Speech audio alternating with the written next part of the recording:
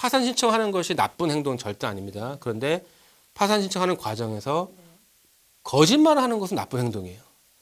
그거는 위증죄가 될 수가 있어요. 그러니까 예를 들어서 내가 뭐 10만 불짜리 뭐 어떤 재산이 있는데 그거를 말 안 한다거나 그런 건 당연히 나쁜 행동이죠.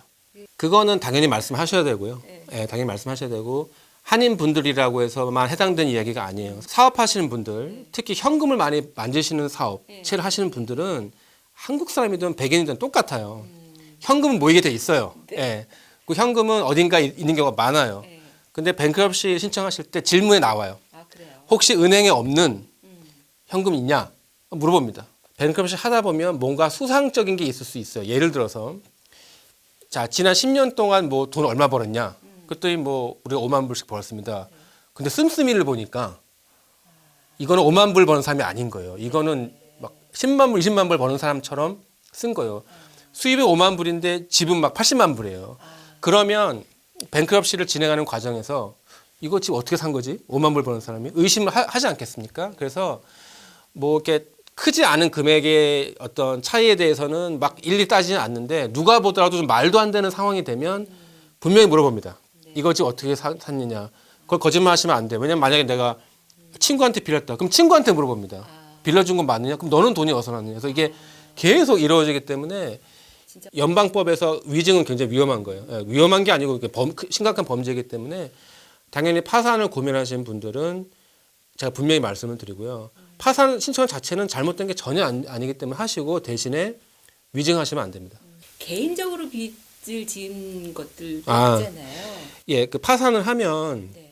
당연히 이제 우리가 그 뭐 신청서 같은 게 있을 거 아닙니까? 그럼 거기다가 이제 뭐 현금은 얼마 있고 뭐 차는 무슨 차를 타고 다니고 뭐 다 씁니다. 그리고 빚도 어떤 빚이 있는지 쓰는데 빚을 쓸 때 은행인지 아닌지는 다른 게 전혀 없어요. 내가 그러니까 내가 은행에서 정식으로 뭐 이렇게 내서 빌린 거든 저 한국 분들, 중국 분들 갯돈 많이 하시잖아요. 그렇죠. 예, 그것도 돈을 먼저 타신 분들은 돈을 빌린 게 된 거거든요. 나중에 타신 거는 채권에 권리가 생긴 것이고 그거 다 공개해야 되고요. 이런 경우도 있어요. 그러니까 파산할 때 이제 돈이 조금 있을 때 먼저 그걸 갚아버리는 거예요. 친구니까. 네네네. 그러니까 나름대로 좋은 마음이죠. 친구니까 내가 파산하면은 내 친구가 나 믿고 돈을 빌려줬는데 미안하잖아요. 그래서 일단 친구 돈을 갚고 그 다음날 파산을 부르는 거예요. 그 은행에서 좋아하겠어요? 그거 안다면? 예. 거의 사기로 생각을 하죠. 거의. 예. 그래서 그런 식으로 그래서 저희가 이제 파산을 준비할 때 최근에 돈 갚은 걸 제가 먼저 물어봐요. 사장님 최근에 혹시 누구한테 뭐 예를 들어서 1,000불 이상 준 거 있으십니까? 왜 주셨습니까? 해가지고 이제 물어봐서 나중에 법원에서 나오지 않고 제가 먼저 캐치를 하고 왜냐하면 그럼 다시 다 뱉어내야 돼요. 예. 거짓말 했으면 더 심한 벌이고 거짓말 안 하고 솔직히 말하면 그래도 뱉어내야 되고 예. 그래서 그런 여러 가지 그 작은 룰들이 많아서 파산을 준비하시는 분들은 은행빚이나 개인빚이나 다를 바 전혀 없다고 생각하셔야 되고 파산을 준비하기 위해서 누군가에게 미리 돈을 갚는 것도 좀 피하셔야 될 행동인 거죠. 하는 좀 생각을 해봐야겠다 하시는 분들, 네. 그런 분들은 어떻게 이제 준비를 뭐 준비가 특별히 있다고 생각하지는 않고요. 일단 그거를 먼저 판단하셔야 돼요. 그러니까 제가 일단 못 도와드리는 것부터 말씀을 드리면 이런 질문이 많으세요. 식당을 계속 할까요, 말까요? 그거는 법적인 질문이 아니라 경영인의 질문이에요. 1년 버티면 좋아질까요? 그거 제가 어떻게 알겠어요? 예, 저도 알고 싶네요. 예. 그래서 내가 여기서 사업을 계속 할지 안 할지는 저를 만나기 전에 먼저 판단을 하셔야 돼요. 왜냐하면 그 결과에 따라 뱅크럽시 준비가 달라지거든요. 아까 처음 말씀드린 대로 아예 그냥 다 정리해서 여기서 깔끔하게 끝내든지 그냥 리즈 계약도 끝내고 다 끝내든지 아니면은 그냥 시간을 좀 벌면서 운영할지. 그렇기 때문에 뱅크럽시를 준비한다는 것은 특별한 건 없지만 그런 어떤 마음의 결정, 경영인으로서 그래서 준비를 하시고 이제 그게 준비돼서 나는 지금 좀 시간이 필요하다. 혹은 이제 끝났어요. 끝냅시다. 그거만 결정해 주시면 일단 상담을 먼저 받으셔야 돼요. 그러니까 뱅크럽시 같은 경우에 제가 오늘 만나서 오늘 바로 넣기는 좀 힘들어요. 사실은. 왜냐하면 여러 가지 말씀드린 대로 뭐 갯돈이 있네 없네 그 질문도 많고 해서 시간을 좀 충분히 가지셔야 돼요. 예, 오늘 당장 와서 당장 해주세요.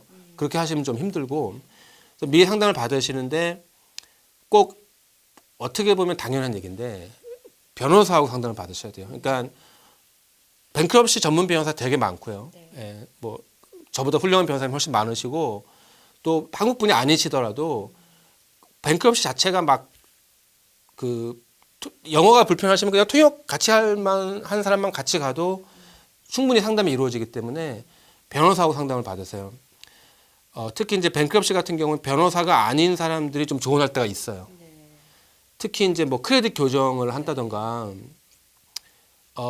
그런 일을 하시는 분들도 좀 약간 연관이 있기 때문에 하시는데 크레딧 교정하는 거랑 뱅크럽시하고는 전혀 다른 문제이기 때문에 뱅크럽시를 준비하시는 분들은 반드시 변호사와 상담을 받아보시고 아마 1시간 정도만 받아도 많은 가이드라인이 제시되고 많은 생각이 들으실 거예요. 그래서 그냥 비전문가와 상담하지 마시고 일단 뱅크럽시는 절대적으로 변호사들이 다뤄야 되는 문제이기 때문에 변호사 반드시 상담을 하시고 그게 결국 준비라고 생각합니다. 저는 항상 또 이제 제가 상담 말씀드렸잖아요. 상담할 때 그 얘기를 많이 해요. 그러니까 빚이 누구 이름으로 돼 있는지 이게 막 섞여 있어요. 네, 섞여 있어요. 뭐 자동차 남편이고 뭐는 와이프고 막 섞여 있어서 그거를 먼저 정리를 하고 그 때로는 같이 하는 게 유리할 때가 있고요.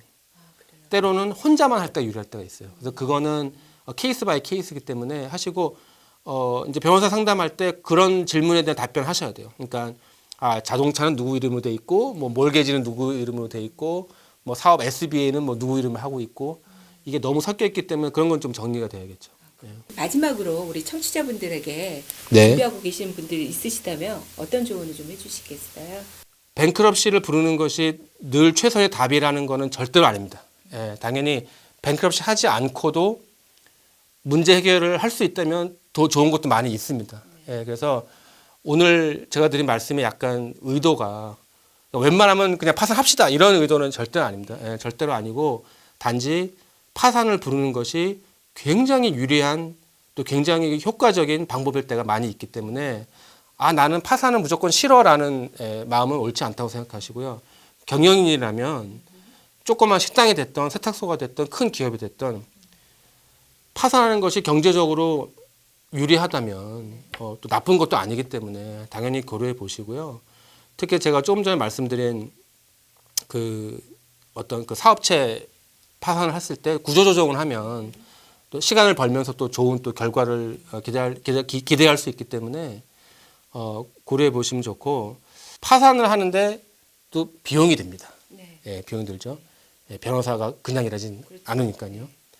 근데 그동안 그 이제 사실 미국에서 좀 오래 사신 분들은 파산에 대한 얘기 많이 들어보셨을 거예요. 뭐 친구가 파산을 뭐 불렀다 뭐 이런 종류의 얘기 많이 들어보셨죠. 근데 사업체가 파산을 했다는 얘기는 자주 안 듣습니다.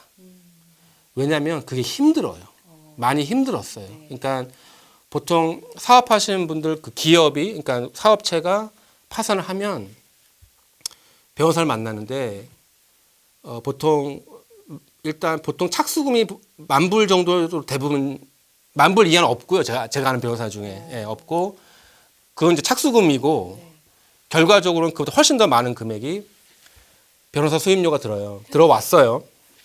네. 그러니까 이제 많은 분들이 그 챕터 11이라고 하는데 챕터 11을 고려하신 분들이 변호사 찾아갔다가 비용이 없는데. 예, 지금 사업이 안 돼서 찾아왔는데 당장 10,000불이 필요하고 또 나중에 더 필요하다고 하니 뭐 답이 안 된단 말이죠. 그래서 이거를 문제 삼은 사람들이 많았고 국회의원들도 많아서 결국은 작년에 법이 좀 바뀌었어요. 예, 그래서 코로나가 있기 전에 작년에 마침 타이밍이 맞게 작년 11월쯤에 그런 스몰 비즈니스를 위한 뱅크럼시 법이 개정이 됐어요.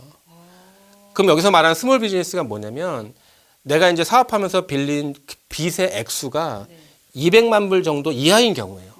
그러니까 아마 거의 다 우리 이민 오셔서 사업하시는 분들 200만 불 보통 이해하시겠죠. 빚의 그 액수가 남은 금액이. 그래서 다시 말씀드리면 내가 진 빚이 200만 불이 이하인 경우에는 파산 절차가 굉장히 간단해졌어요. 그래서 수만 불 들던 변호사 선임료가 확 이제 줄어들게 돼 있고 결국 변호사는 시간당 일한 만큼 받을 수 있게 돼 있고 파산 같은 경우에는 변호사 선임료도 법원에서 허락해야 되거든요. 내 맘대로 받는 게 아니고 그래서 예, 그 정말 200만 불 이하의 빚인 경우에는 그런 변호사 선임료도 많이 줄었고 절차도 짧아졌어요. 네. 예, 서류도 완전히 간단해지고 그래서 예전에 예를 들어서 어떤 분들은 그거 해봐야 변호사 선임료 비싸서 못 한대더라. 그렇게 들어보셨 분들은 다시 한번 생각해 보시고 왜냐하면 법이 바뀐 지 몇 달 안 됐습니다. 그리고 2020년 올해는 코로나 때문에 그 200만 불 제한이 700만 불로 늘어났어요. 그럼 더 많은 분들이 그렇죠. 예, 그래서 그 700만 불도 이제 올해까지고 내년에도 그게 연장될 수도 있어요. 만약에 경기가 계속 이렇게 안 좋으면 그래서 결국 이제 올해 파산 준비하신 분들은 내 빚이 700만 불 이하면 굉장히 그 어떤 간단화된 절차를 통해서 파산 절차가 이루어지기 때문에 생각하셨던 것보다 시간이든 변호사 선임료든 더 작게 들어가기 때문에 또 기회가 많이 생겨졌다고 판단이 됩니다, 당연히. 그래서 그런 스몰 비즈니스 하신 분들한테 지금 위기이시지만 또 이런 또 옵션이 있다는 거를 좀 말씀드리고 싶네요. 오늘 나와주셔서 감사드리고요. 네. 다음에 기회가 된다면 좀 더 그 파산법에 대한 다른 것들도 좀 있을 것 같은데 그거에 대해서 좀 말씀 좀 해주시면. 좋습니다. 네, 감사합니다. 네, 고맙습니다.